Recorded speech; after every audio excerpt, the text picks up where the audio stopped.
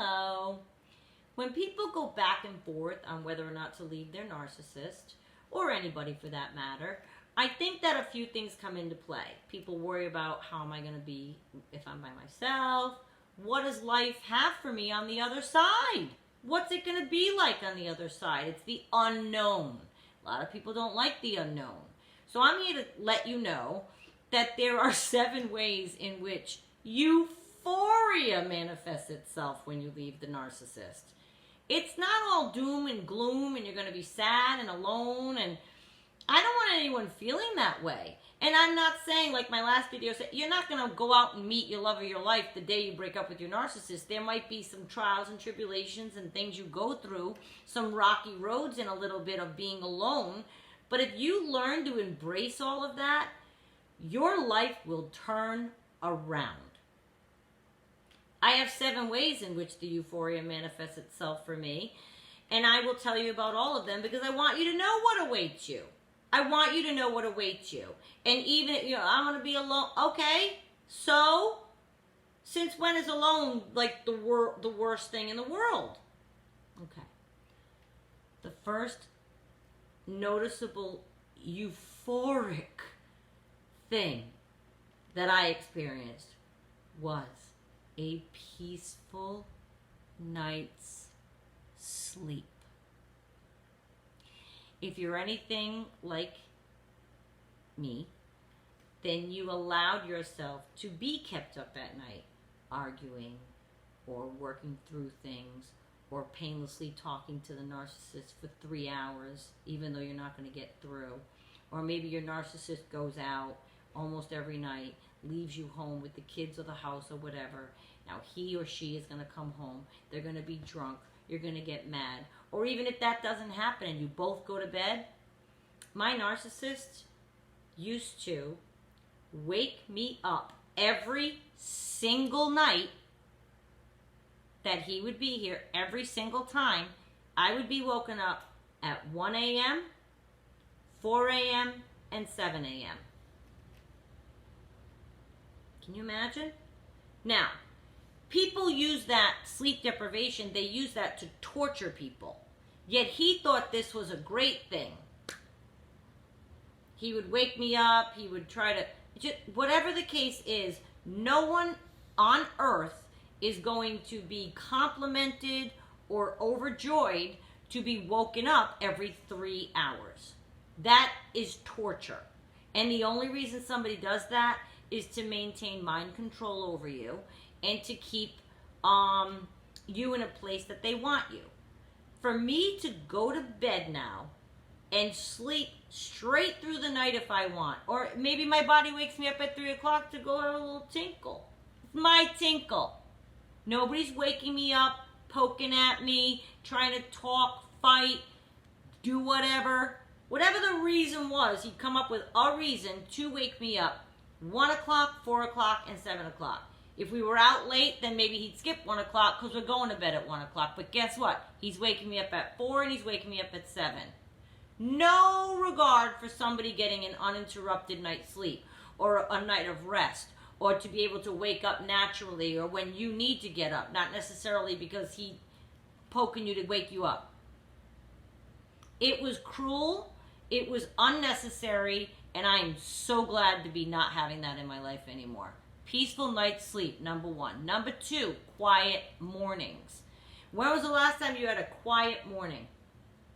I get up in the morning, I make the coffee, I have 0 problems.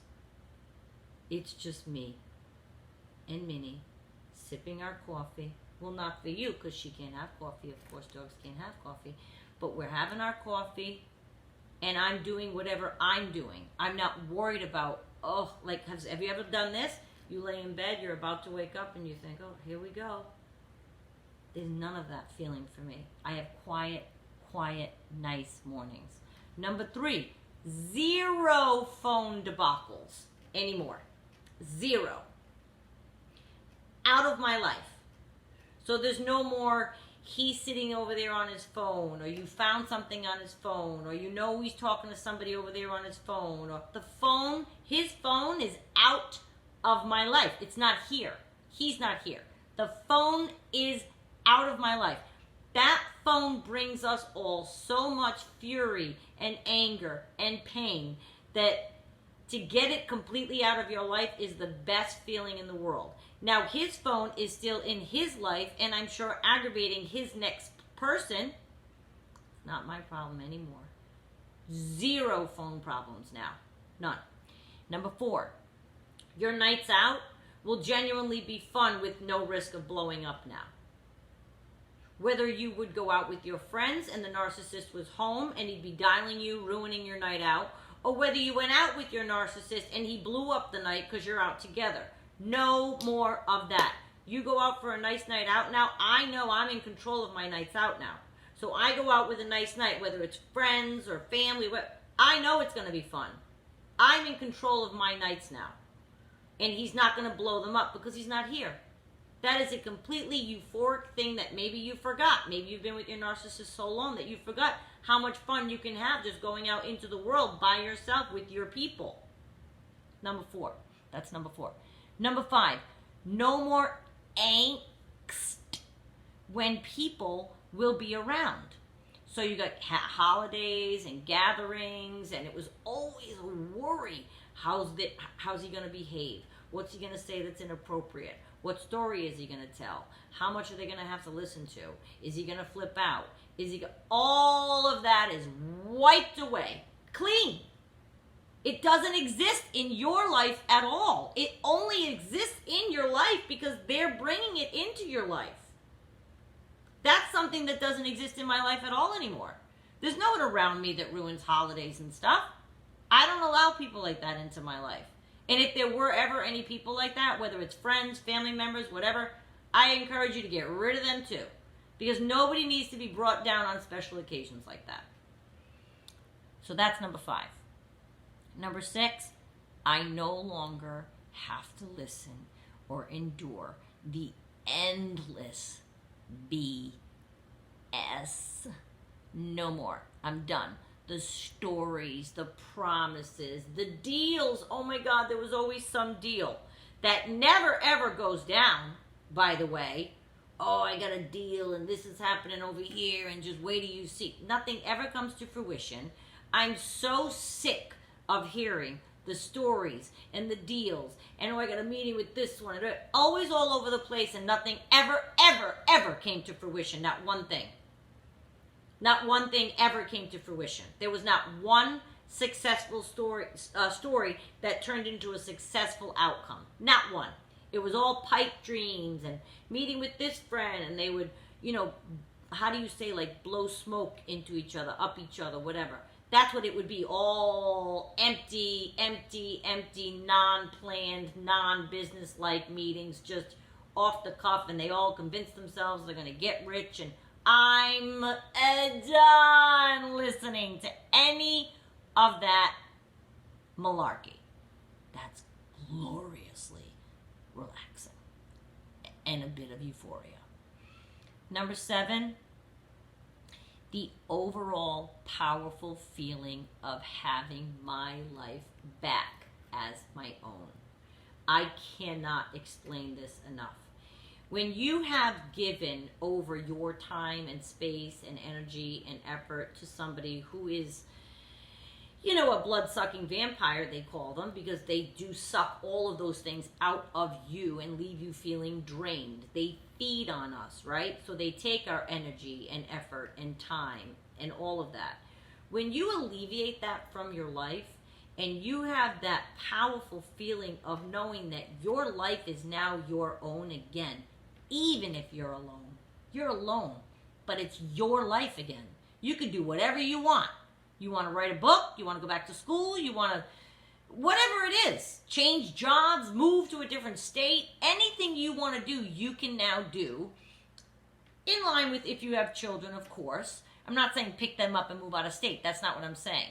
What I am saying is, if there's anything ever that you thought of doing, this is the time. You've now reclaimed your life. It's yours again. It's not connected to another person. You make all the decisions. Now, you might say, well, wait a minute. My ex narcissist is my husband. He's the father of my children. I have to consider him and consult him with decisions. Yes, with the kids. And no, I'm not saying move your kids away and all that. I'm not, those are decisions that you need to, but for the most part, your life, what you do day in, day out, what you're spending your time on, what you're going after, what you're pursuing now is all you and only you. There's nobody else. You're a grown person now. There's not your narcissist. There's not your parents. There's nothing.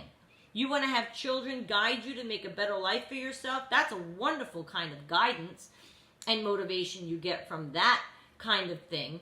But it's your life. I cannot tell you how wonderful it feels on the other side to have these 7 things happen. And it is euphoria. It really, really is. Let the torture stop and let your euphoria begin. And again, I'm not telling you to leave your narcissist. I am, however, trying to talk to the people who are teetering and you're worried. What is it going to look like?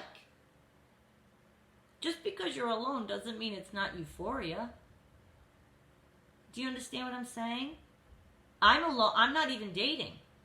But I have euphoria every single day and night because my life is my own and I took the power back.